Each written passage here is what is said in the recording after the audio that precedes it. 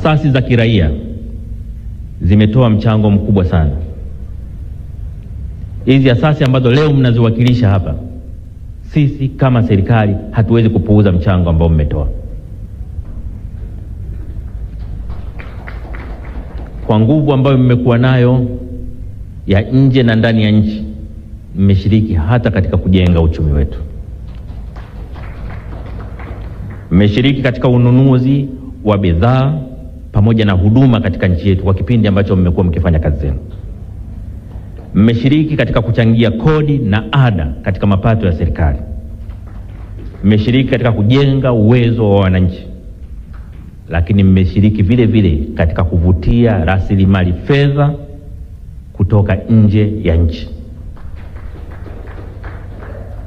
Na katika eneo hili kwa kweli, kwa namna ya pekee na washukuru wadau wetu wa kimataifa, na balozi wa Ulaya atusaidia kutufikishia salamu kwa wenzao kwamba kwa kweli tunatambua mchango wao, kwa sababu kadri walivyokuwa wanawezesha rasilimali fedha ndivyo ambavyo tuliweza pia kuwa tunaongeza ajira kwa watu wetu. Na kwa kweli nimwambie balozi wa Ulaya na wenzake wasione ni tatizo kuendelea kuzungumza namna ya kuzisaidia taasisi zetu. Wanapopunguza michango yao, wanapunguza nafasi muhimu ya watetezi wa haki za binadamu, sio kwa Tanzania tu, lakini kwa Afrika na dunia. Ni muhimu wajue kwamba tunathamini na kutambua michango yao, na kwa kweli kwa kadri inavyowezekana tunawasihi waendelee kutoa michango hiyo. Serikali kwa upande wake itaendelea kutengeneza mazingira wezeshi ili taasisi zetu hizi ziweze kufanya kazi zake kwa mafanikio, lakini vile kuleta tija kwa taifa, tija iliyokusudiwa. Nilikuwa naangalia takwimu zetu hapa. Wanasema katika utekelezaji wa majukumu wa asasi za kiraia tumekuwa tukitegemea karibu 85% kutoka kwa ufadhili kutoka nje, na taasisi ambazo zimekuwa hazina vyanzo mbadala ni 79%, na karibu 40% ya taasisi zetu ama zimesitisha utekelezaji wa majukumu yake ama zimepunguza wafanyakazi wake. Kwa hiyo mnaposema serikali itengeneze sera wezeshi, ninawaelewa. Na niwahakikishie kwamba kwa kweli tutafanya kila inavyowezekana kushirikiana na nyinyi, kwa sababu tunajua mchango wenu kwa jamii, tunajua nafasi yenu kwa jamii, tunajua umuhimu wenu kwa jamii. Mratibu alipozungumza, lakini pia mwenyekiti wa bodi alipozungumza, wamegusia mambo kadhaa ya msingi ambayo ningependa niyasemee kidogo. Kwanza nawapongeza katika mkakati wenu wa kutaka kujenga makao makuu, ambapo rais wetu Dr. Samia Suluhu Hassan alitoa kiwanja. Nataka niwahakikishie kwamba tutatafuta namna ya kushirikiana nanyi.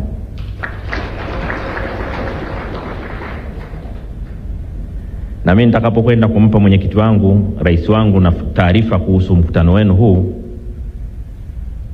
nitapata nafasi ya kumwambia kwa mheshimiwa, nimekwenda, ndugu zetu wa THRDC kwanza wanakushukuru kwa kiwanja ulichotoa. Pili, wamepambana sana, wamefika mpaka milioni 300. Na tatu, wanakusikilizia mheshimiwa rais, utasema nini hapo?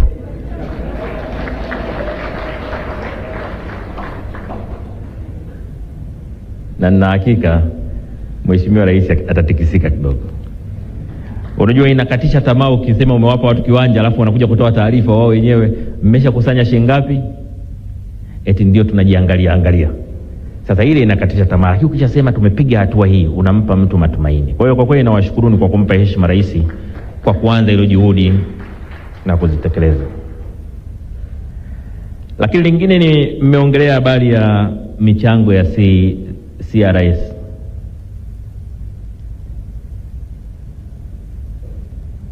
Hizi taasisi zetu, hizi mashirika na makampuni yanayofanya kazi michango yake katika maendeleo ya jamii. Sasa hili ni la kisera, niseme tu nimelipokea, tutakwenda tulifanyie kazi, lakini tutafanya kazi pia kwa kushirikiana na nyinyi, tujue linawezaje kuwa na manufaa kwetu. Serikali itaona namna ya kuliweka vizuri ili kilichokusudiwa katika mfumo huu wa kuchangia maendeleo ya jamii kupitia makampuni na mataasisi kiweze kuwafikia wananchi kwa kadri inavyowezekana, lakini pia kwa mafanikio katika nchi yetu. Lakini pia mmeongelea habari ya mazingira wezeshi ya kodi kwa zaki. Sasa mnakumbuka Mheshimiwa Rais aliunda tume ya kodi ambayo ilimpa taarifa mwezi wa 3 mwaka huu, ambayo ilikuwa inaongea namna bora ya kuboresha mifumo yetu ya kodi katika nchi yetu. Ilifanya tathmini kubwa na kutoa mapendekezo 284. Sasa serikali imeweka mchakato wa kuyasimamia kwa muda mfupi, muda wa kati na muda mrefu. Nataka nitumie nafasi hii kuhakikishieni kwamba wakati serikali itakapokuwa ikifanyia kazi jambo hili, nitamwomba Mheshimiwa Rais kwamba na changamoto ya asasi za kiraia ichomekwe katika michakato hiyo ya mambo hayo matatu. Lakini pia mmeongelea umuhimu wa sera ya ulinzi wa watetezi wa haki za binadamu, na mmesema vizuri kwamba sehemu nyingine duniani zina utaratibu wa kutambua, iko mikataba ya kimataifa ina utaratibu wa kuwatambua watetezi wa haki za binadamu. Mmeeleza ambavyo watetezi wa haki za binadamu wanaishi kwa hofu katika kutekeleza. Kuhakikishieni kwa mara kwanza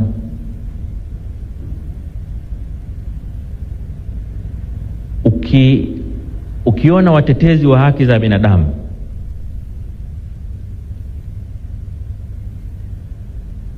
wanajenga hoja ya usalama wao kwanza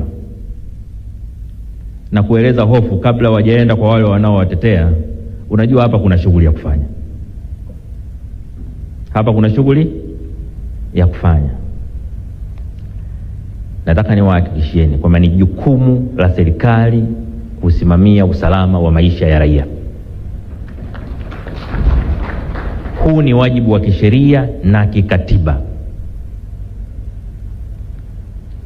Katiba yetu, jukumu la kwanza la msingi la serikali ni usalama wa maisha ya watu na mali zao.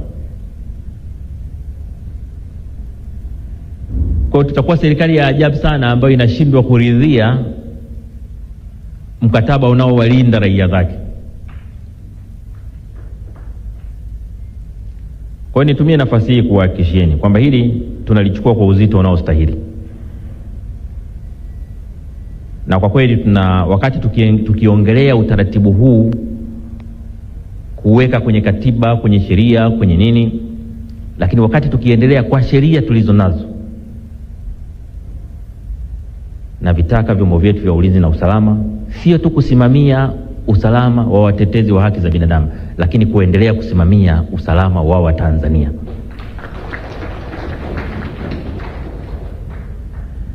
Watanzania wana haki ya kuishi kwa amani bila hofu. Ni haki yao ya kikatiba. Kwa katiba hii tulionayo, Watanzania wana haki ya kuishi kwa amani. Na nimeona hata katika mambo mlioyaeleza kwa kirefu pale ni pamoja na maridhiano pamoja na katiba mpya. Lakini mbona niliambiwa katiba mpya nyinyi hamtaki? Hebu wasiotaka katiba mpya wainue mikono. Oh, kumbe mnataka wote.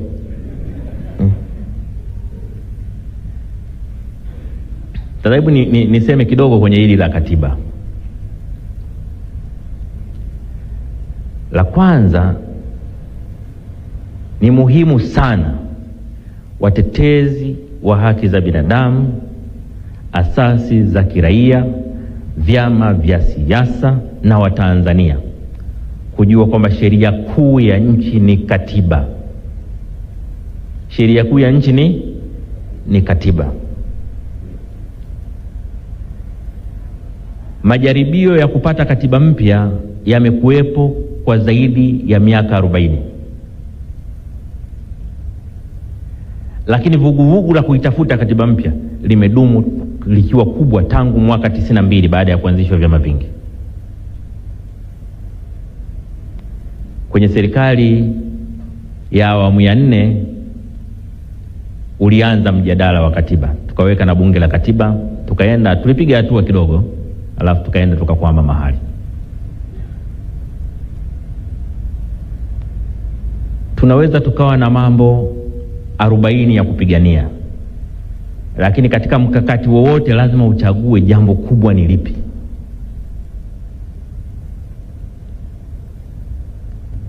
Kwa mfano sasa hivi ukisikiliza madai mengi ya watu mbalimbali, unakuta wamepanga mambo 10 kwa pamoja. Ushindi vita ya mambo 10. Lazima uchague kubwa linaloweza kuyabeba mengine yote ni lipi. Na katika utawala bora katika nchi, kitu kinachoweza kubeba mengine yote ni katiba.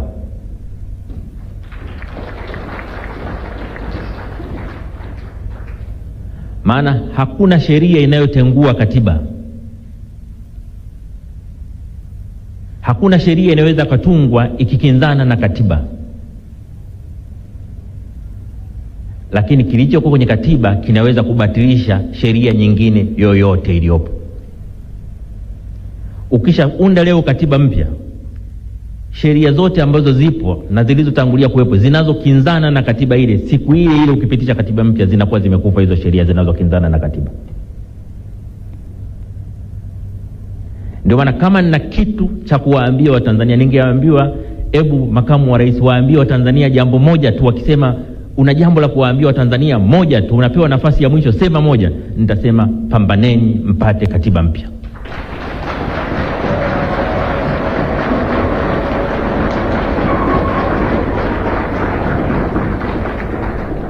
Pambaneni mpate katiba ambayo ina makubaliano ya wadau wote, katiba yenye mwafaka katika taifa, katiba itakayotupeleka mbele miaka 50 inayokuja.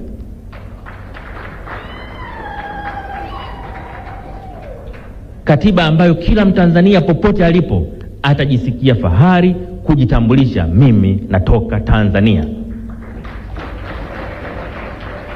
Yenye katiba inayojali maisha ya mtu, lakini pia katiba inayoheshimu haki za raia wake. Katiba inayotupeleka kwenye maendeleo, si maendeleo ya mali tuna uchumi, lakini maendeleo ya heshima na utu wa binadamu anayeishi katika Tanzania.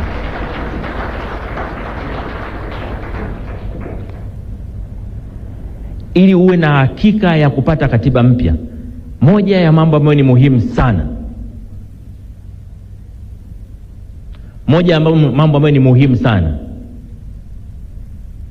ni utashi wa kupata katiba wa rais aliyoko madarakani. Nataka niwaambie bila kuwadanganyeni, kwa mujibu wa katiba yetu, rais anapokaa kwenye kikao cha baraza la mawaziri, baraza la mawaziri haliamui, linashauri. Mawaziri wanapokaa na rais wanamshauri rais, rais ndiye anaamua.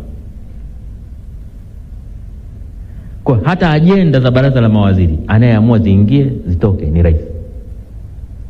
Akisema hii haitaingia miaka 100, haitaingia.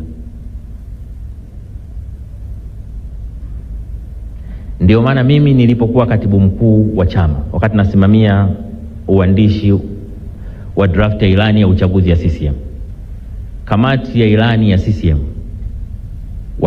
tuliwapa kazi ya kutafuta maoni nchi nzima kujua watu wanataka nini. Na katika maoni walisema Watanzania wanatamani katiba mpya. Wakaja kuniambia Watanzania wanataka katiba mpya. Nikamwambia mwenyekiti wa ile kamati na wenzake, nikamwambia sikilizeni, jambo lenyewe zuri, lakini sasa hivi tayari tuna mgombea wa urais na tunategemea atakuwa rais. Ni vizuri atuhakikishie kwamba atalisimamia hilo, tusiliweke kitu ambacho hakitatekelezwa. Tukakubaliana na mimi nikaenda kumuona Mheshimiwa Rais wakati ule kama mwenyekiti wangu wa chama, mimi katibu mkuu. Nikamwambia Mheshimiwa Mwenyekiti, kamati imekuja kuniona ya ilani. Inasema moja ya mambo makubwa waliobaini kwa wananchi walipotembea tembea huko, wananchi wanataka katiba mpya. Nimekuja kukuuliza, una utashi, unataka ili jambo liingie kwenye ilani ya CCM? Akanijibu hivi, Katibu Mkuu, Tume ya Haki Jinai niliyoiunda katika moja ya mapendekezo yake nayo ilibaini kwamba Watanzania wanataka katiba mpya, na niliwaahidi kwamba nitalitekeleza. Siwezi kuacha ahadi yangu, liwekeni.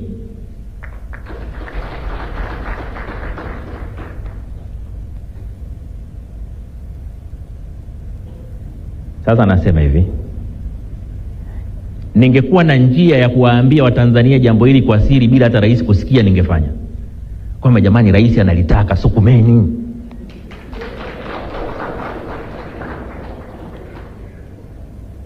Lakini mazingira ya ruhusu, itabidi tuniseme kwenye jukwaa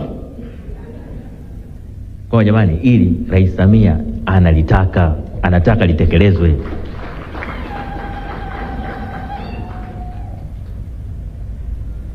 Ni vizuri tukatumia fursa hii ambaye rais analitaka likatekelezwa.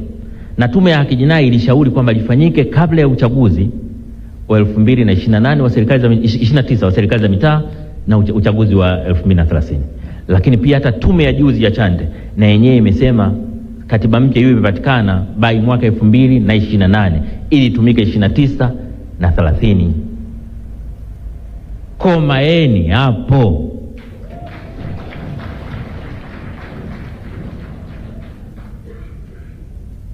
Tusisubiri aje rais ambaye hataki katiba mpya. Katiba iliyoko sasa rais binafsi ataitaka tu kwa sababu inampa nguvu zisizo na maana.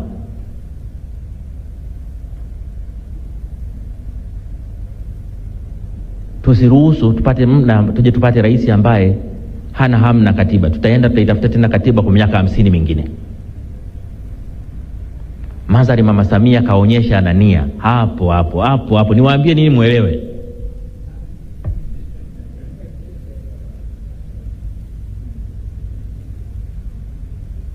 Lakini hata yale mapendekezo ya Tume ya Haki Jinai yako zaidi ya 350 ambayo ameagiza yatekelezwe.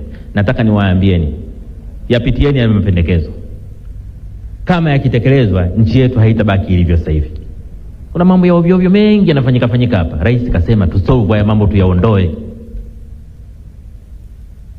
Viko vitu vingi vile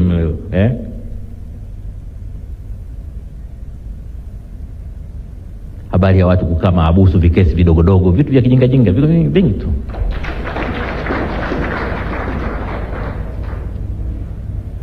Habari ya watu kukosa dhamana kwenye vikosa vya kijinga, viko vingi tu. Habari ya watu wakati mwingine mtu ana hamu, maana unajua kuna wakati unakuwa na watu wana roho mbaya. Unakuta mtu mmoja amekaa na roho mbaya pale, ana hamu tu mwenzake alale maabusu. Sasa kwa kuwa ana hamu alale maabusu, anajua Jumamosi na Jumapili hakuna anayepata dhamana, anakupeleka kituoni saa 9 kasoro hivi siku ya Ijumaa ili tu awe na uhakika utalala siku 2. Sasa tunao watu wa hivyo kwenye nchi, lakini kule kwenye mapendekezo yale yanasema vitu gani vitafanya mtu akae maabusu, kesi gani zitafanya mtu akae maabusu. Uwezi tu kuamka asubuhi unambandika mwenzako kesi alafu hiyo. Sasa mambo haya ndio nasema ile tu, tukisema anachohitaji rais kujua ni kwamba watetezi wa haki za binadamu wanaunga mkono maelekezo yake ya mapendekezo ya Tume ya Haki Jinai yatekelezwe. Tukifika hapo tutakuwa na nchi nzuri sana. tutakuwa na nchi bora kuliko wakati mwingine wote ambao mnafikiria. Kwa hiyo naomba mtoke hapa mkijua kwamba fursa tumeipata ya kupata katiba mpya kabla ya 2030.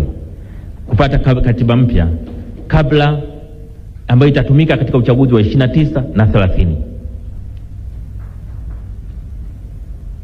Narudia kutumia maneno magumu, tukomae hapo.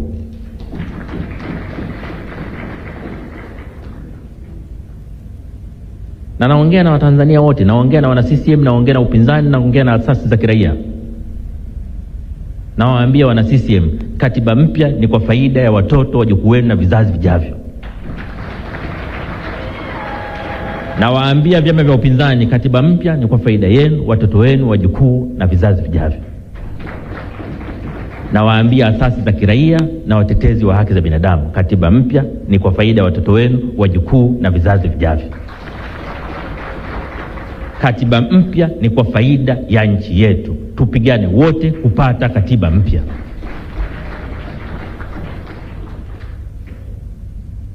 Tukishafika hapo, kasi ya maendeleo na mabadiliko kwenye nchi yetu itakuwa kubwa kuliko mnavyofikiri.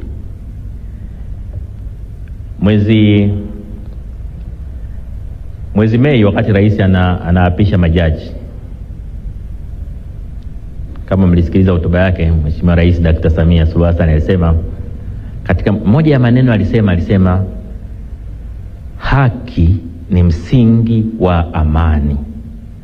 Haki ni msingi wa amani. Na mimi alipomaliza pale, wakati tulipoongea baadaye, nikamwambia Mheshimiwa Rais, kama kuna kitu na kushukuru ni wewe kusema hili, haki ni msingi wa amani, kulisema hadharani,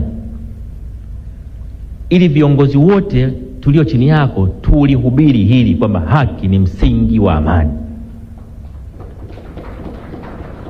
Ukishaanza kuogopa kutamka haki ni msingi wa amani, unaanza na kuona haya kutekeleza haki. Maneno yanazaa matendo. Kwa hiyo tunapoanza kulitamka, maana yake ni kwamba sasa tunajielekeza katika kulitekeleza. Hakuna mashindano ya nani anaanza. Haki ni msingi. Haiwezekani mtetezi wa amani akawa adui wa haki na mtetezi wa haki akawa adui wa amani. Alifikiriki. Ni jambo ambalo ni muhimu tujiepushe nalo. Mimi natamani tuwe na Tanzania ambayo kila Mtanzania anajisikia fahari ya utanzania wake. Kila Mtanzania anajisikia amani ndani ya nchi yake. Kila Mtanzania anajisikia yuko salama ndani ya nchi yake. Kila Mtanzania ana hamu ya kuchangia katika maendeleo ya nchi yake. Hiyo ndio nchi naitamani. Natamani nchi ambayo tunatofautiana katika itikadi, tunatofautiana mambo ya vyama vya siasa, tunatofautiana mambo ya dini na makabila, lakini tunatambuana kwa utanzania wetu. Hii ndio nchi ninayoitamani. Natamani nikikutana na mwanaharakati yoyote yule, nimtambue kwa uwezo wake wa kufikiri na kushawishi. Maana kuna wakati namwangalia kwa mfano Maria Sarungi. Maria Sarungi, wakati sisi tunasoma shule ya msingi, nilikuwa nasoma shule ya msingi Oysterbay pale. Tulikuwa tunasali wote kanisa la Oysterbay. Sasa sisi St. Peter pale. Sasa sisi tulikuwa tunapenda kwenda misa ya Kiingereza. Yeye sijui Kiingereza alijifunza wapi, lakini tulikuwa tunapenda misa ya Kiingereza kwa sababu yeye anaenda kusoma somo vizuri pale. Kwa mimi nikikutana na Maria, ninachokumbuka haraka ni akisoma somo kanisani.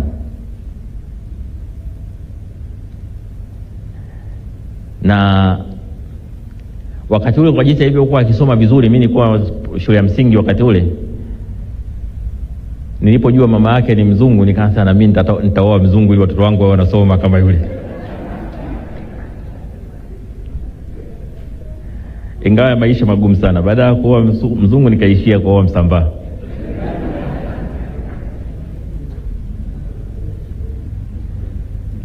Lakini nachotaka kusema ni kwamba natamani nikiwa mimi mtu ananiona pale nimekaa na Maria Sarungi aseme wanaongea mambo ya nchi yao, wanaongea mambo na wako na amani, hamna uhasama, hakuna uadui. Hiyo ndio aina ya taifa ambalo natamani tulijenge.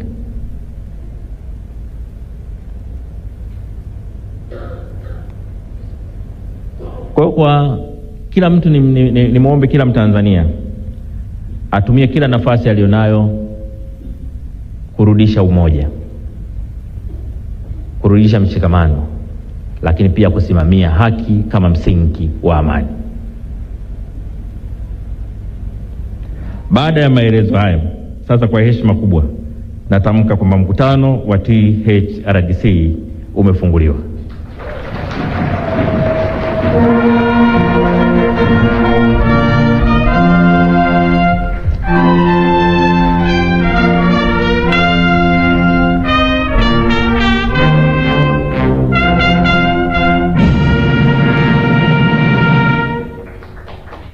Na mtazamaji